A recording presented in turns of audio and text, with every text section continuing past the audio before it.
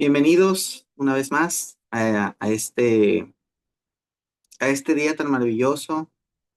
Recuerden que pues hoy es día domingo, por lo normal, ¿verdad? Nosotros lo dedicamos a Dios, pero más que nada es dedicarlo a tener un momento con la palabra y reflexionar que cada uno de ustedes, eh, incluyéndome, todos y cada uno de aquellos que profesamos nuestra fe en Cristo Jesús, debemos tener una intimidad con Dios, ¿verdad?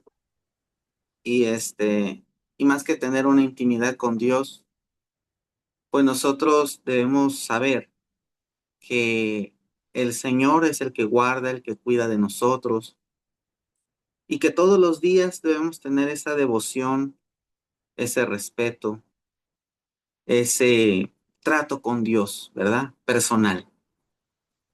Bueno, vamos a orar antes de empezar y poner todo en manos de Dios, declarando que este tiempo es un tiempo dedicado al Señor y que será de bendición tanto para usted como para mí. Señor, en esta hora te damos a ti toda la gloria y toda la honra. Gracias, Padre, porque es por ti, para ti que hoy vivimos, que estamos. Gracias, Señor, porque siempre nos demuestras que tú eres el que está detrás de todo, Señor. Tú eres el que camina con nosotros en las buenas y en las malas. Tú eres, Señor, el que nos guarda, el que nos cubre de todo mal, el que nos bendice, el que permite las pruebas, las complicaciones, pero también el que nos ayuda a salir de ellas.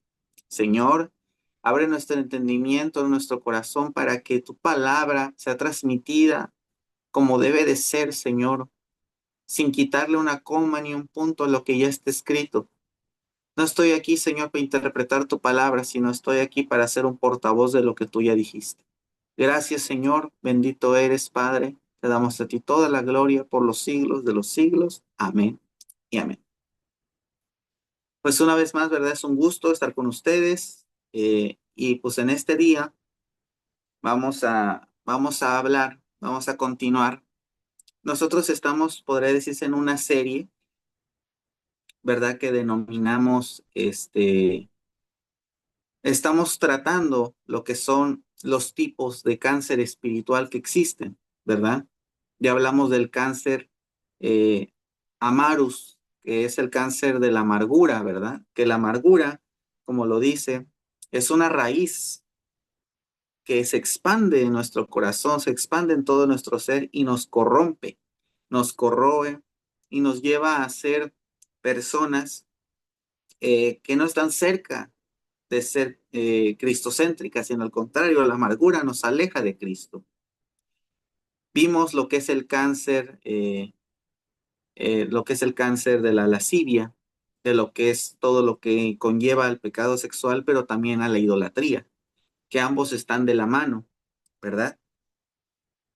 Y ahorita estamos analizando el tercer tipo de cáncer, que es el cáncer maledictus, ¿no? Que es el nombre que le puse. ¿Qué es qué? La maldición. En pocas palabras, ¿qué es? Estamos estudiando la maldición. ¿Qué es la maldición en sí? ¿No? Porque a veces pensamos que la maldición es, a veces nos imaginamos, ¿no?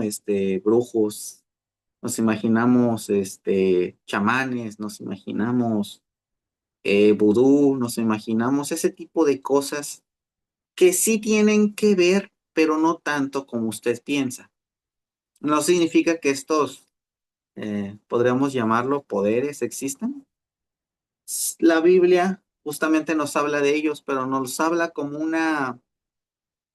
a veces es una farsa, en otras puede ser real, pero no como nos los han pintado, ¿verdad? Pero en este tema no voy a hablar de eso.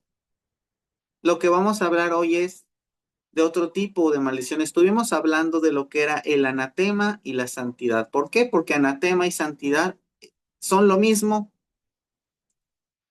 pero de diferente manera. ¿Por qué? Explicamos que un anatema, ser anatema, es todo aquello que es apartado por Dios, o sea, es apartado para Dios, pero para su destrucción. Que Dios dice, ¿sabes qué? Esto es anatema y yo me voy a encargar de eso. ¿Qué significa? Yo lo voy a destruir. Personalmente me haré cargo. Lo aparta, Dios lo aparta para sí, pero para su destrucción. Y santidad es que Dios lo aparta para sí, pero para su edificación, para gloria, para honra, ¿verdad? Entonces nosotros debemos procurar no caer en ser anatema, sino en ser que santos, porque la Biblia dice, sed santos como yo soy santo. Y explicábamos que la santidad, ¿qué es? La santidad es estar apartado para Dios. La santidad es verdaderamente, ¿cómo podríamos decirlo? Bueno, que ya lo hemos explicado, ¿no? La santidad no es otra cosa sino entender que estamos apartados para Dios. El que vive en anatema es aquel que contiende contra Dios. Es aquel que se la pasa peleando con Dios, podría decirse, ¿no? Entonces, lo podemos ver, por ejemplo, con el pueblo de Israel. Usted puede leer su historia y se da cuenta que el pueblo de Israel, tanto por un momento era anatema para Jehová y tanto por un tiempo era, ¿cómo puede decirse? Era santo. Aunque dice la Biblia, ¿no? Dios apartó ese pueblo para sí, pero también cuando tenía que corregirlo, Él lo hacía personalmente. Entonces es algo que debemos comprender.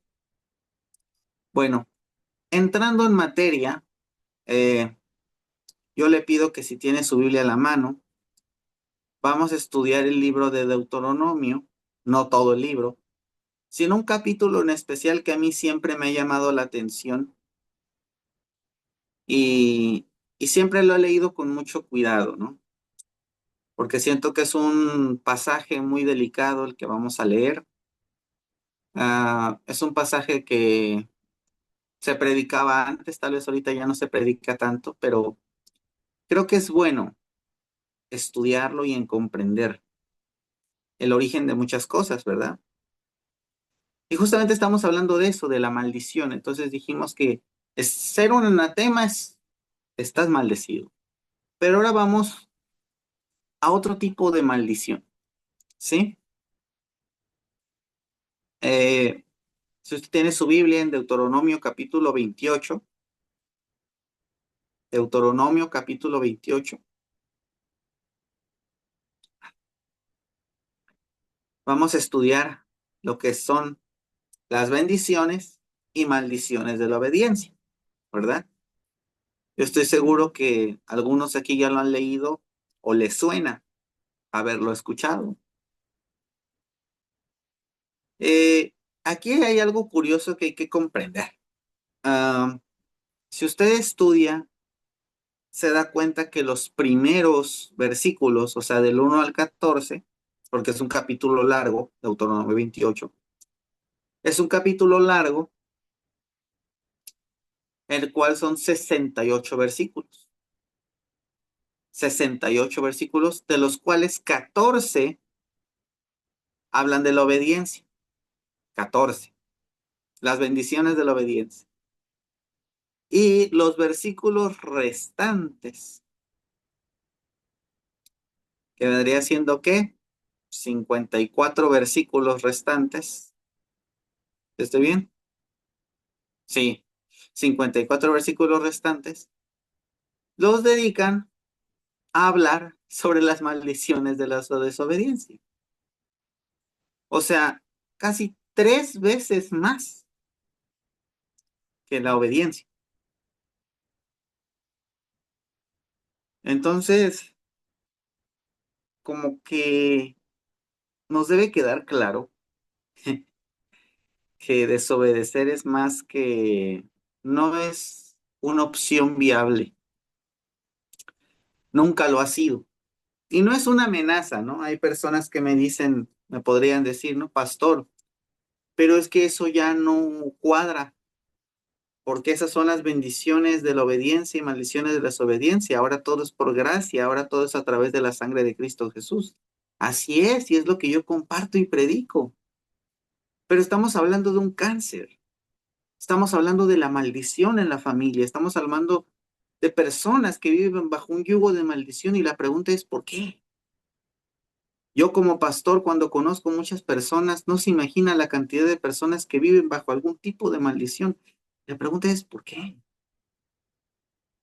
Porque toda aquella persona que no vive bajo la salvación en Cristo Jesús, que no vive el verdadero evangelio, es una persona que está sujeta a la ley.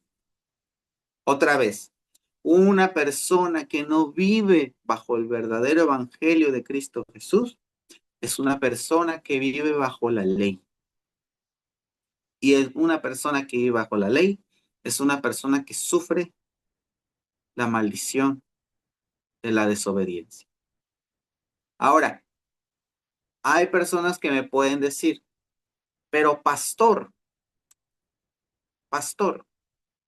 yo, o sea, yo pienso o yo creo, ¿no? Porque, por ejemplo, muchas personas dicen, ¿y qué pasa con los que mueren sin Cristo Jesús? ¿Qué pasa con aquellas personas que no conocieron a Cristo Jesús? El apóstol Pablo da una explicación muy propia de esto. Espérenme un momento. Mm,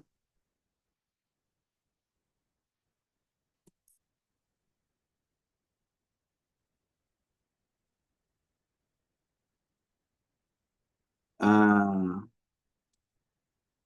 espérenme un momento. Es que este pasaje, es que hay cosas que surgen en el momento, ¿verdad? Entonces, a veces no las tenemos a la mano. Entonces,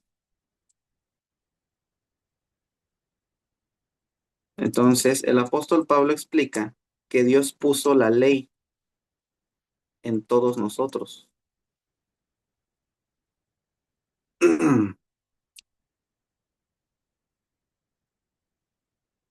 Entonces,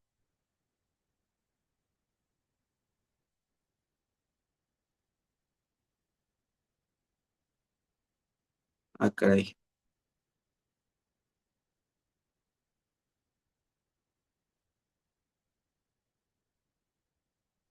A ver, permítanme.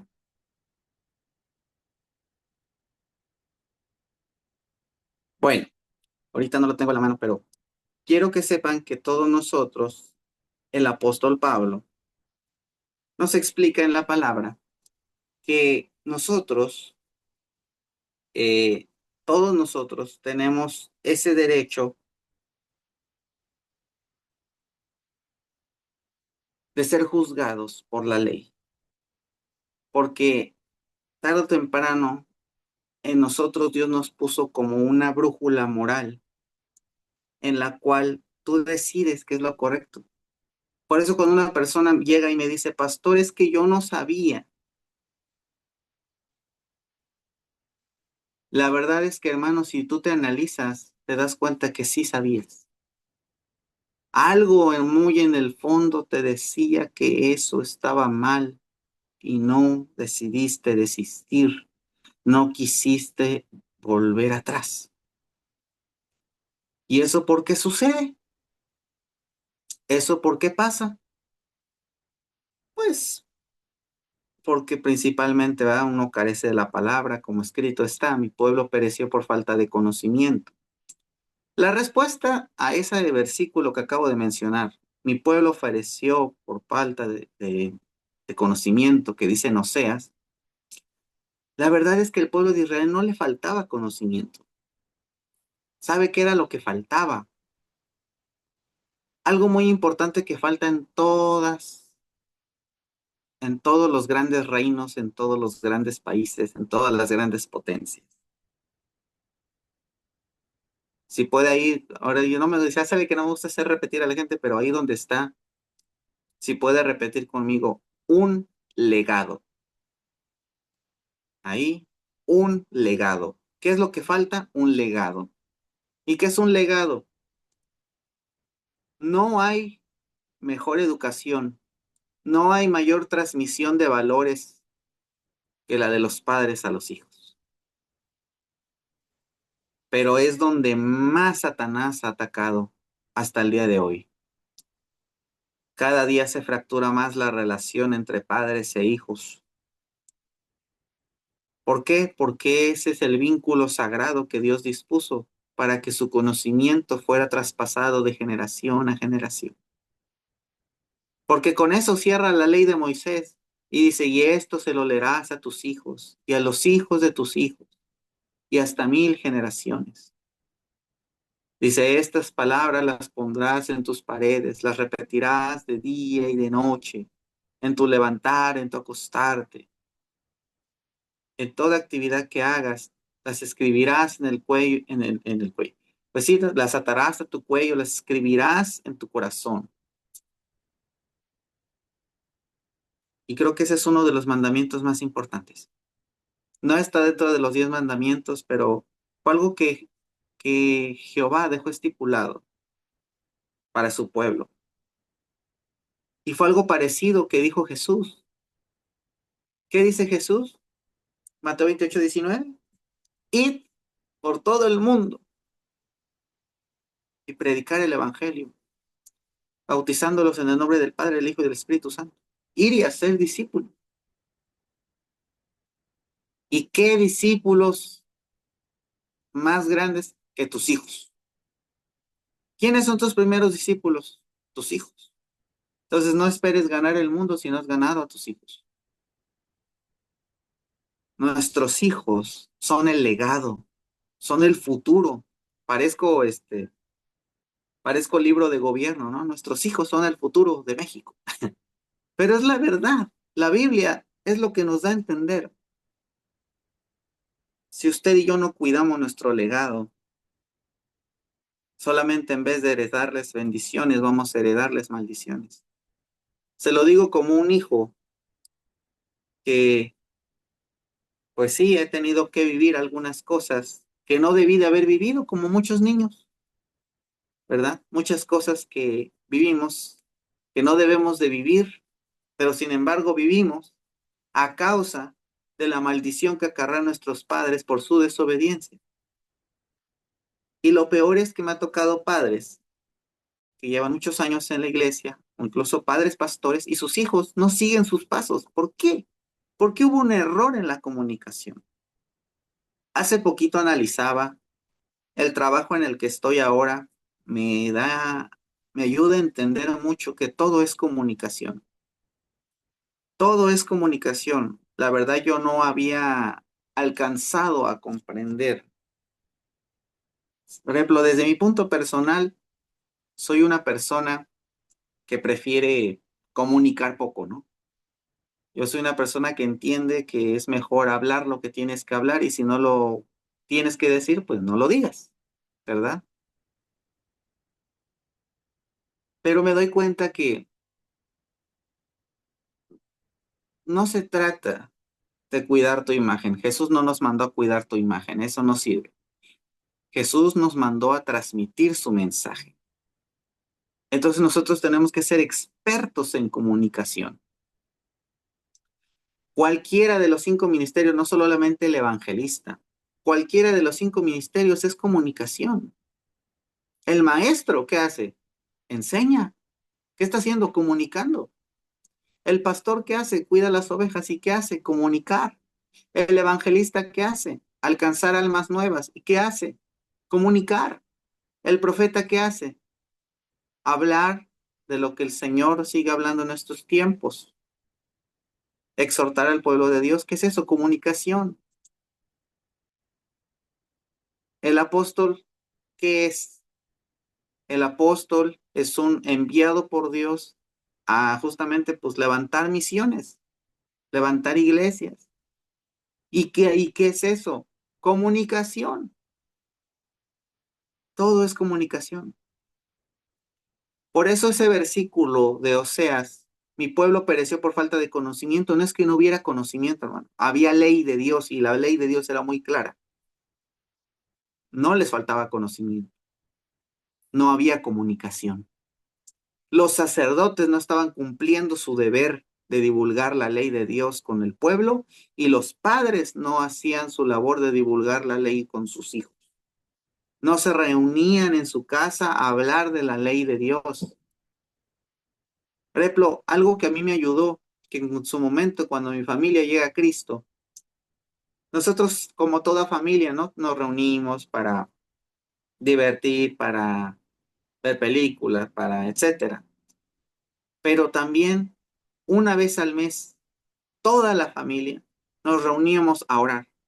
Y una vez a la semana, o a veces más, orábamos juntos. O cada semana nos tocaba a cada quien dar una pequeña palabra de lo que Dios le había dado en su corazón. Constantemente compartíamos la palabra, servíamos todos juntos en la iglesia. Entonces, ¿qué es lo que falta? ¿Qué es lo que falla, hermano? La comunicación. La mayoría de los problemas que usted y yo tenemos, ¿sabe por qué son? Porque no hay comunicación. Y dirá, pero pastor, ¿por qué está hablando de la comunicación si va a hablar de la maldición? Porque la maldición se provoca por la falta de comunicación con Dios. Entonces, si no sabemos comunicarnos ni con nuestra propia familia, no sabemos comunicarnos con los nuestros, con personas que vemos y sentimos, ¿cuánto más no nos va a costar con alguien que no vemos? Y a veces que con trabajo podemos sentir cerca. Claro, Dios es real, pero Dios es real para aquellos que saben comunicar. ¿Sabe algo chistoso? Yo hace poco me di cuenta y digo, soy bueno escuchando, pero me he dado cuenta que no soy muy bueno hablando. Nunca me ha gustado mucho hablar porque a veces cuando hablo mucho, que no siempre, pero cuando suelo hablar mucho, a veces hablo de más o digo cosas que no debo decir. Ay, pastor, no diga eso. Ve, ya lo dije, ya, ¿no? Entonces, y yo creo que no soy el único. Yo sé que usted también se arrepiente de cosas que ha hablado, de cosas que dijo, uy, esto no lo debí de haber dicho. Ay, esto no lo debí. ¿Por qué? Se corta. Pues yo aquí tengo señal de buen internet, no sé, a todos los demás.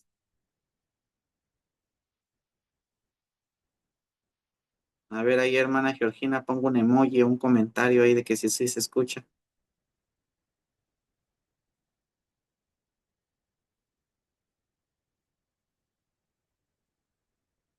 Mm, está lavando, yo creo. Bueno,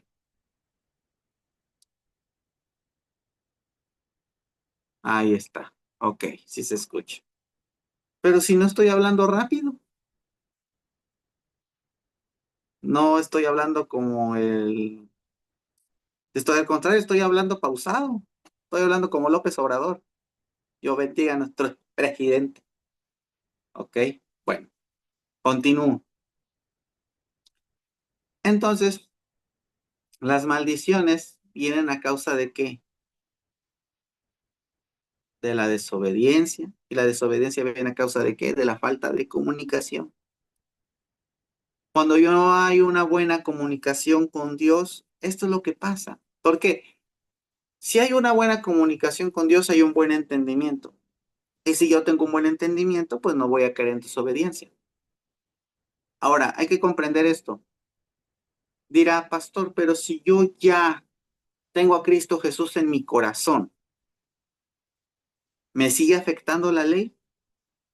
Depende, mi hermano. ¿Cómo que depende? Sí. A veces ha habido un medio debate, ¿no? Porque hay personas que dicen que la salvación no se pierde y hay otros que dicen que sí. La verdad es que la salvación viene a través de aceptar a Cristo Jesús con el corazón. O sea, de verdad, no de... Por eso usted debe comprender que cuando usted está ganando un alma para Cristo, no basta con que esa persona lo diga.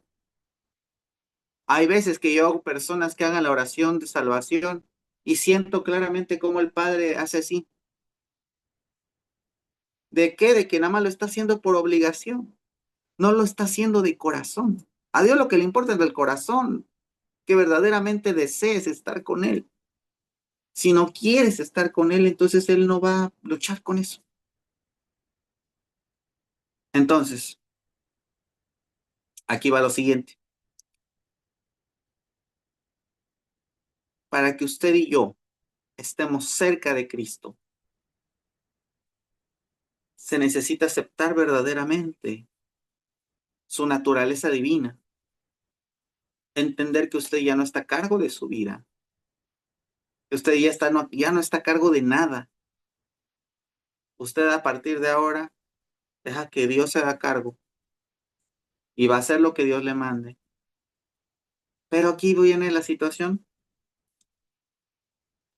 Para que usted y a mí la ley no nos alcance y no nos afecte, debemos siempre mantenernos en el Evangelio. Porque a veces hay personas que aceptaron a Jesús y viven en el Evangelio, pero viven en un Evangelio de ley. Eso es lo que nosotros conocemos como legalista, ¿verdad? Eso es lo que nosotros conocemos como aquellas personas que siguen viviendo bajo la ley. ¿Y qué es vivir bajo la ley? Creer que me puedo ganar, creer que me lo puedo merecer, creer que yo puedo hacer algo para que Dios corresponda. Y entonces eso provoca que yo viva un evangelio bajo la ley. Cuando vives un evangelio bajo la ley, entonces no estás viviendo por gracia. Entonces tú estás bajo maldición. Yo se lo digo porque en algún punto de mi vida yo me hice esta pregunta, ¿no? ¿Estoy viviendo el verdadero evangelio? Y yo me di cuenta que yo me había vuelto un legalista, una persona religiosa que quería a como dé lugar ganarme el respeto o el amor de Dios. Y eso no es posible. Él ya te ama, Él ya me ama. No tienes que hacer nada, al menos no para ganarte su amor.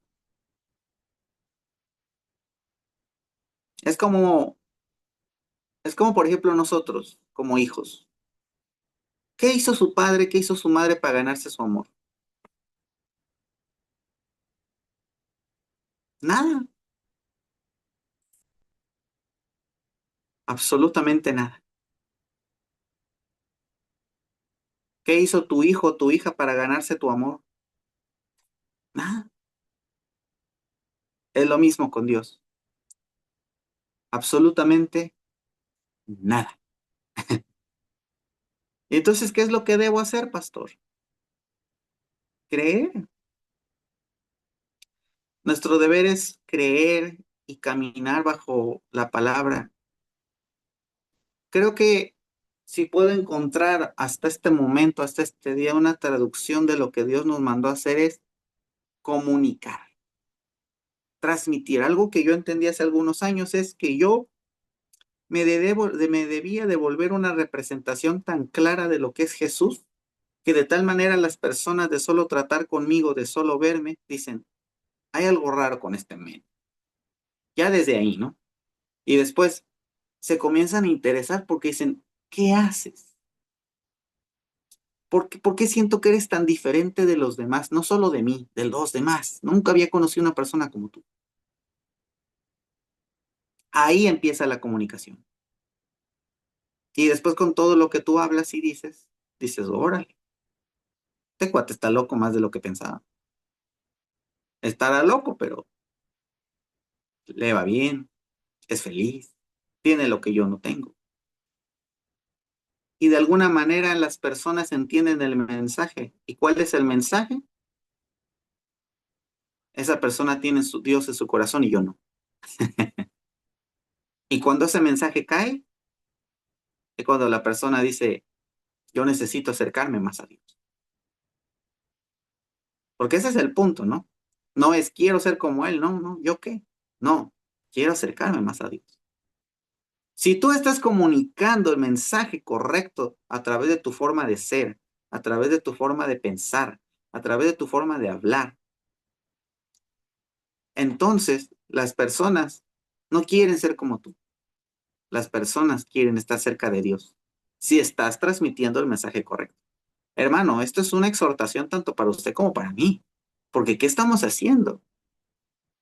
Mire, un claro ejemplo de una buena comunicación que es que usted y yo nos entendamos, ¿verdad? Entonces, ¿cuál es el resultado de una buena comunicación? que el receptor, el que está recibiendo tu mensaje, entienda lo que le estás diciendo. Jesús era un buen comunicador. Vaya, tan bueno que sus palabras siguen tan bien transmitidas, que siguen afectando generaciones hasta el día de hoy. Un evangelio que quedó comunicado a los apóstoles de tal manera que decidieron morir por ese mensaje, que ha habido guerras por ese mensaje, tanto que hasta es un mensaje prohibido en algunas naciones todavía. Entonces, hermano, comunicación. Y dirá, pero pastor, ¿por qué está hablando de esto? Porque la maldición se origina por falta de comunicación con Dios, pero también por nuestra falta de comunicación con los demás. Deuteronomio 28 no le iba a leer todo, no se crea. Lo que quería era dejarle claro eso. Y fíjese bien, ah, yo creo que vamos a volver a entrar, ¿ok? Nada más quiero cerrar esto.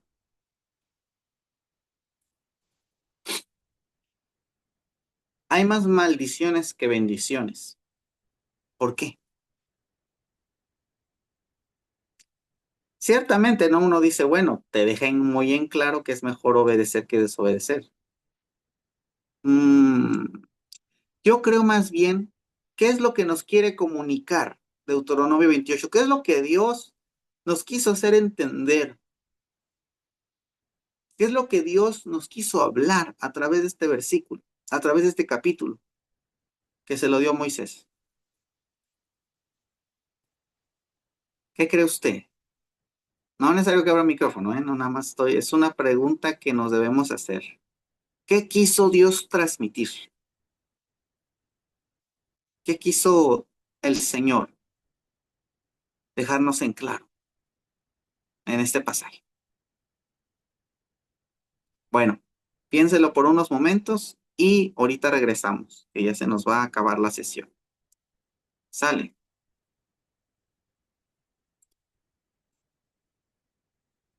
Y entramos en unos 10 minutos, ¿ok?